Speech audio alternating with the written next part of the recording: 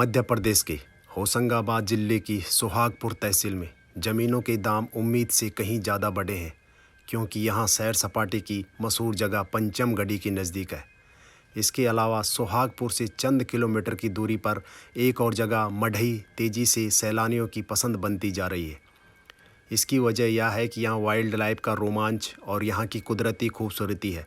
सैलानियों की आवाजाही के चलते सुहागपुर में धड़ल्ले से होटल, रिजॉर्ट और ढाबे खुलते जा रहे हैं।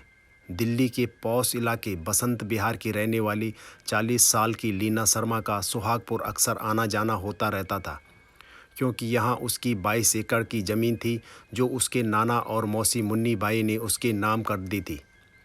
लीना शर्मा की इस ज़मीन की कीमत करोड़ों रुपए में थी, लेकिन इसमें से 10 एकड़ ज़मीन उसके रिश्ते के मामा प्रदीप शर्मा ने दबा रखी थी। 21 अप्रैल 2016 को लीना शर्मा खासतौर से अपनी ज़मीन की नाप करने के लिए भोपाल होते हुए सुहागपुर आई थी। 23 अप्रैल 2016 को पटवारी और आरआई ने लीना शर्मा के हिस्से की ज़मीन नापकर उसे मालिकाना हक सौंप दिया, तो उसने तुरंत ज़मीन पर बाड़ लगाने का काम शुरू कर दिया था। दरअसल लीना शर्मा 2 करोड़ रुपए में इस ज़मीन का सौदा कर चुकी थी और इस पैसे से दिल्ली में ही जायदाद खरीदने का मन बना चुकी थी। 29 अप्रैल 2016 को बाड़ लगाने के दौरान प्रदीप शर्मा अपने 2 नौकरों राजेंद्र कुमार और गोरे लाल के साथ आया और ज़मीन को लेकर उससे झगड़ा शुरू कर दिया। प्रदीप सुहागपुर का रसूखदार शख्स था और सुहागपुर ब्लॉक कांग्रेस का अध्यक्ष भी था। झगड़ा इतना बढ़ा कि प्रदीप शर्मा और उसके नौकरों ने मिलकर लीना शर्मा की हत्या कर दी। हत्या सोची समझी साजिश के तहत नहीं की गई थी, इसीलिए इन तीनों ने पहले तो लीना शर्मा को बेरहमी से लाठियों और पत्थरों से मारा और गुनाह छिपाने की गरज से उसकी लाश को ट्रैक्टर ट्रॉली में डालकर नया कुकरा गांव ले जाकर जंगल में गाड़ दिया। लाश जल्दी गले, इसलिए इन दरिंदों ने उसके साथ नमक और यूरिया भी मिला दिया था। हत्या करने के बाद प्रदीप शर्मा सामान्य रहते हुए कस्बे में ऐसे घूमता रहा जैसे कुछ हुआ ही न हो। जाहिर है वह यह मानकर चल रहा था कि लीना शर्मा के कत्ल की खबर किसी को नहीं लगेगी और जब उसकी लाश सड़ गल जाएगी तब वह पुलिस में जाकर लीना शर्मा की गुमशुदगी की रिपोर्ट लिखा देगा। लेकिन उसने ऐसा नहीं किया। लीना शर्मा की ज़िंदगी किसी अफसाने से कम नहीं कही जा सकती है। जब वह बहुत छोटी थी तभी उसके माँ बाप चल बसे थे, इसलिए उसकी व उसकी बड़ी बहन हेमा की परवरिश मौसी ने की थी। मरने से पहले ही मौसी ने अपनी ज़मीन इन दोनों बहनों के नाम कर दी थी। बाद में लीना शर्मा अपनी बहन हेमा के साथ भोपाल आकर परी बाज़ार में रहने लगी थी। लीना शर्मा खूबसूरत थी और होनहार भी, लिहाजा उसने फॉरेन ट्रेड से स्नातक की डिग्री हासिल की और जल्द ही उसकी नौकरी अमेरिकन एम्बेसी में बतौर कंसल्टेंट लग गई थी। लेकिन अपने पति से उसकी नहीं पटती थी तो तलाक भी हो गया था। जल्द ही अपना दुखद अतीत भुलाकर वह दिल्ली में ही बस गई और अपनी खुद की कंसल्टेंटी कंपनी चलाने लगी।